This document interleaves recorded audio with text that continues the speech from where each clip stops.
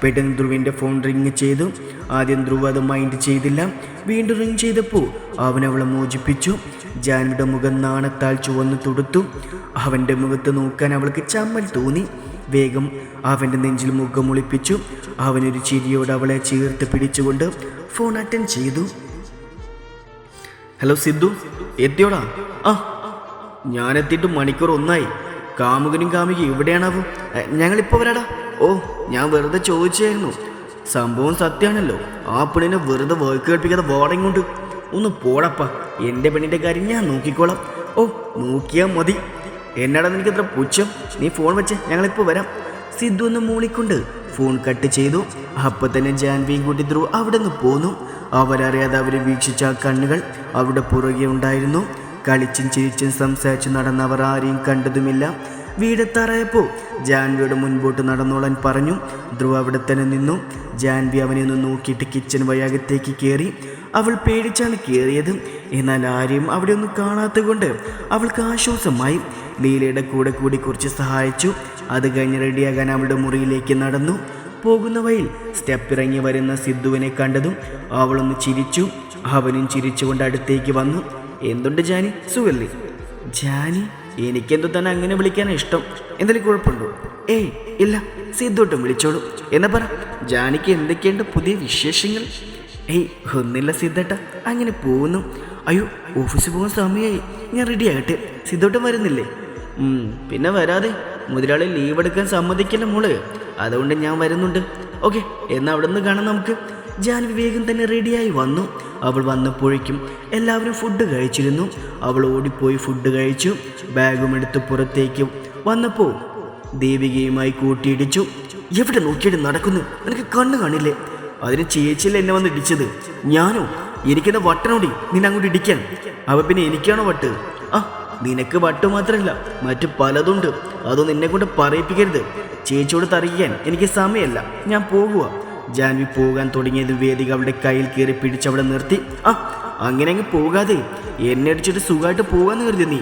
അതും പറഞ്ഞ് ജാൻവി അടിക്കാൻ അവൾ കയ്യോങ്ങുന്നത് കണ്ടുകൊണ്ട് സിദ്ധു ഇറങ്ങി വന്നതും വേദികയെ തട്ടി മാറ്റി അവൾക്കിട്ടൊരെണ്ണം കൊടുത്തു. ഡി! സിദ്ധു ദേഷ്യം കൊണ്ട് വിറച്ചു. അവൻ്റെ തല്ലുകൊണ്ട് വേദിയുടെ മുഖം ഒരു സൈഡിലേക്ക് ചിരിഞ്ഞു പോയി. 2-3 നിമിഷം വേണ്ടി വന്നു അവൾക്ക് സ്വഭാവത്തിലേക്ക് വരാൻ. നീ ആരാടാ എന്നെ തന്നെ മാത്രം? നീ കരുതിയിരുന്നു ഇനി നിന്നെ ഞാൻ വെറുതെ വിടില്ലടാ. ഇവളെ പ്രൊട്ടക്റ്റ് ചെയ്യാൻ മാത്രം ആരുടെ ഇവൾ നിനക്കും? സിദ്ധു എന്തോ പറയാൻ വാ തുറന്ന് സ്റ്റെപ്പ് ഇറങ്ങി വരുന്ന കണ്ണനെ കണ്ടു. അത് കണ്ടവൻ പറയാമെന്ന് പിന്നെ മിണ്ടിയില്ല. തലയിരിക്കുമ്പോൾ വാലാട്ടേണ്ട ആവശ്യമില്ലല്ലോ. സിദ്ധു അവൾ അടിക്കുന്ന കണ്ടുകൊണ്ട് ധ്രുവ് ഇറങ്ങി വരുന്നത്.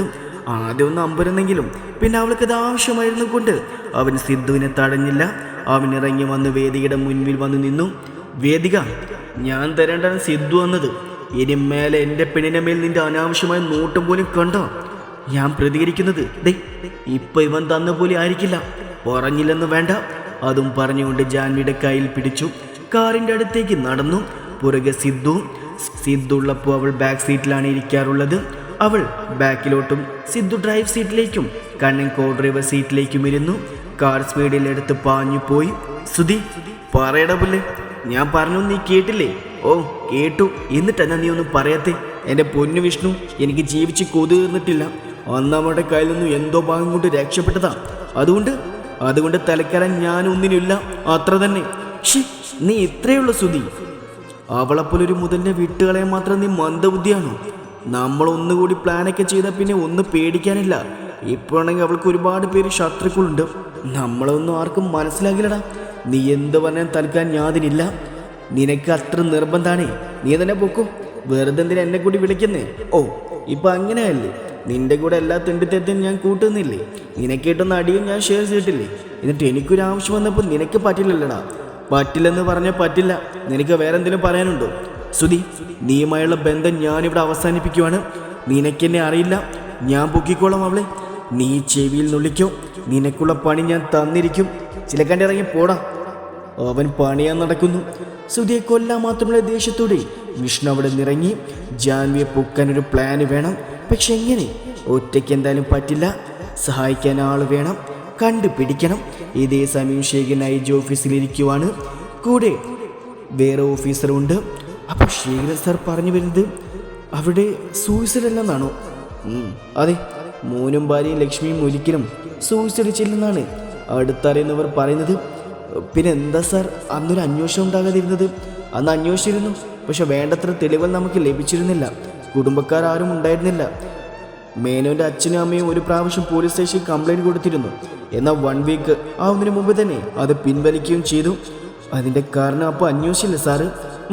കാരണമൊന്നും ആരും തിരക്കില്ലടോ. അവർക്കില്ലാത്ത താല്പര്യം നമുക്കുണ്ടായിരുന്നില്ല. പിന്നെ എൻ്റെ ടേബിളിലൊന്നും ആ കംപ്ലൈൻറ്റ് എത്തിയതുമില്ല. പിന്നെന്താ സാർ ഇത്രയും വർഷങ്ങൾക്ക് ശേഷം വീണ്ടും അന്വേഷണം? അവരുടെ മകൾക്ക് നീതി ലഭിക്കണമെന്ന് ഞാൻ വിചാരിച്ചു. മകൾ? അവൾക്കൊരു മകളുണ്ട്. അന്നവർ മരിക്കുമ്പോൾ അവൾക്ക് വെറും 3 വയസ്സ്. മേനോൻ്റെ പാരൻസാണ് അവള്.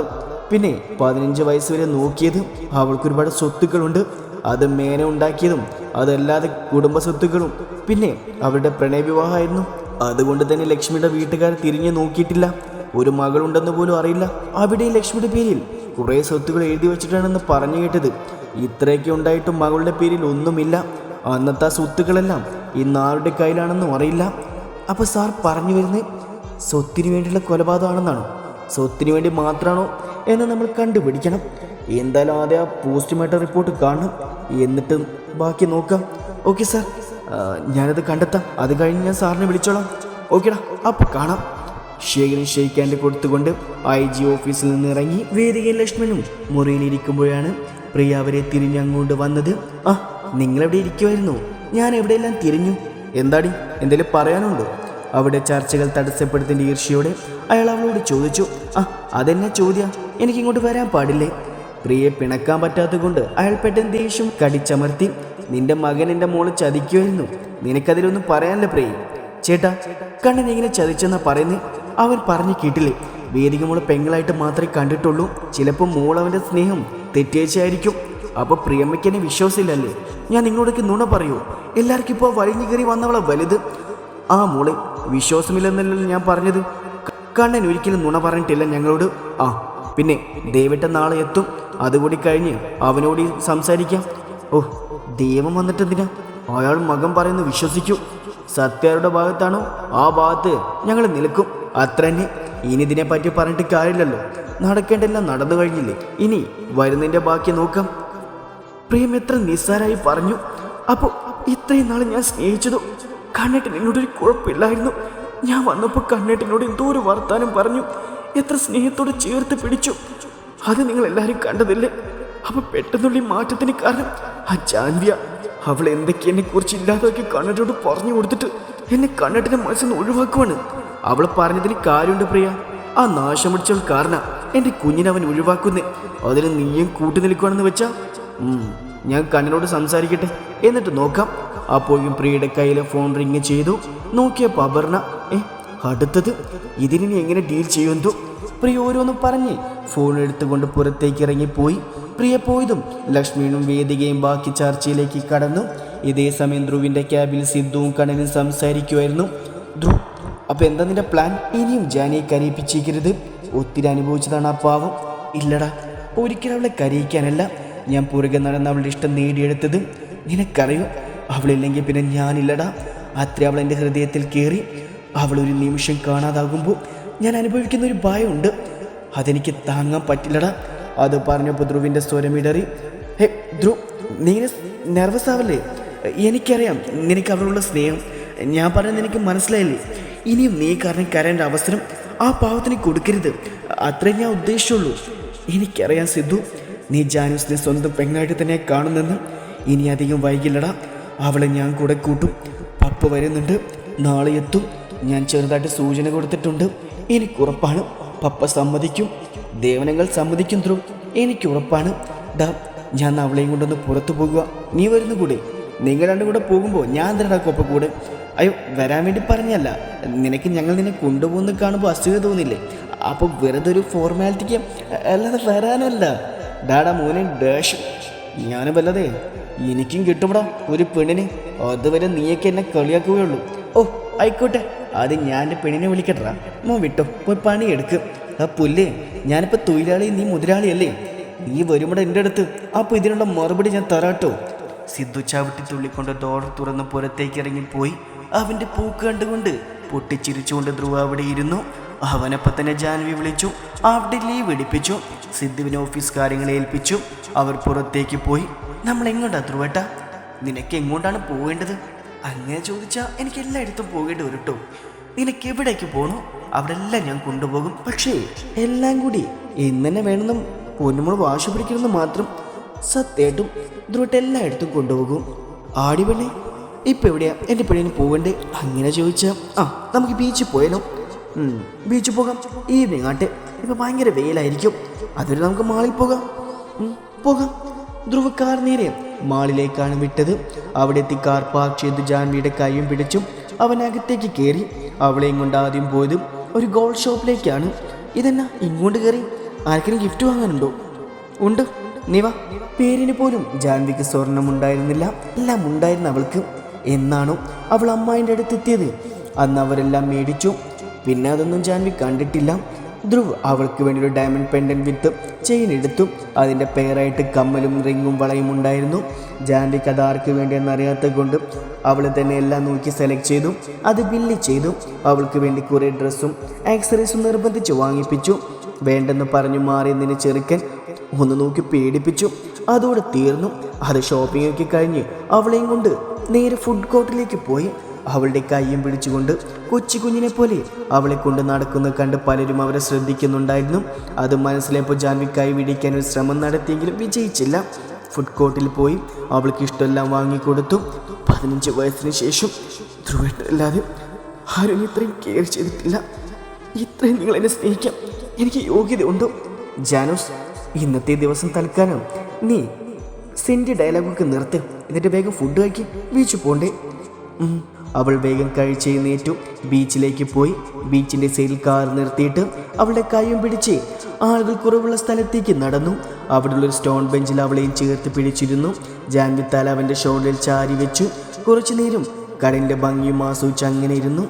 ജാനൂസ്, നീ എന്താ ആലോചിക്കുന്നേ? അത് ഇങ്ങനെയൊക്കെ ഞാൻ സ്വപ്നം പോലും കണ്ടിട്ടില്ല ധ്രുവേട്ട. ഇങ്ങനെയൊക്കെ ധ്രുവേട്ടനെ പോലെ സ്നേഹിക്കാൻ ഒരാൾ, ഒരു അച്ഛൻ്റെ അമ്മയുടെ സ്നേഹം നൽകാൻ ശേഖരച്ചൻ്റെ അമ്മയും, ഒരു സഹോദര സ്നേഹം നൽകുന്ന സിദ്ധുവേട്ടൻ. ഇതൊക്കെ എൻ്റെ ഭാഗ്യമല്ലേ? ഭാഗ്യം നിൻ്റെയല്ല ജാനൂസ്, എൻ്റെയാണ്. നിന്നെ കണ്ടുമുട്ടില്ലായിരുന്നെങ്കിൽ എനിക്ക് ഓർക്കാൻ കൂടി പറ്റുന്നില്ല. നീ എൻ്റേതാ, ഈ ധ്രുവദേവിൻ്റെ പെണ്ണ്. നിന്നെ പൊതിഞ്ഞ് സംരക്ഷിച്ചു കൊള്ളാമെന്ന് ഞാൻ നേരത്തെ വാഗ്ദാനം ചെയ്തിട്ടുണ്ട്. അതുകൊണ്ട് ഇനി നിന്നൊരു മോചനം നിനക്കില്ല. എനിക്കൊരു മോചനം വേണ്ട. എനിക്കിങ്ങനെ ചേർന്നിരിക്കണം ഈ ജീവിതകാലം മുഴുവനും. ആർക്ക് വേണ്ടി ഞാൻ വിട്ടുകൊടുക്കില്ല. അതും പറഞ്ഞ് അവൾ അവൻ്റെ കൈകൾ അമർത്തി ചുംബിച്ചു. ഈ പെണ്ണ് വെറുതെ കൺട്രോൾ കളയല്ലേ? ഒരു വിധത്തിലാണ് നിന്നെ കാണുമ്പോൾ പിടിച്ചു നിൽക്കുന്നത്. അപ്പോൾ അവളെന്നെ പ്രലോഭിക്കാൻ വന്നിരിക്കുന്നു. അയ്യേ, ഇതെന്നെ ഇങ്ങനെ? അവൾ വേഗം അവനെ തട്ടി മാറ്റിയിട്ട് കടലിലേക്ക് ഓടി. അവളുടെ പുറകെ ധ്രുവും. കുറച്ചു നേരം ചുറ്റുമുള്ളതെല്ലാം അവർ മറന്നു. കൊച്ചുകുട്ടികളെ പോലെ വെള്ളത്തിൽ ചാടി മറഞ്ഞു. ഒടുവിൽ ക്ഷീണിച്ചപ്പോൾ മണ്ണിലേക്കിരുന്നു.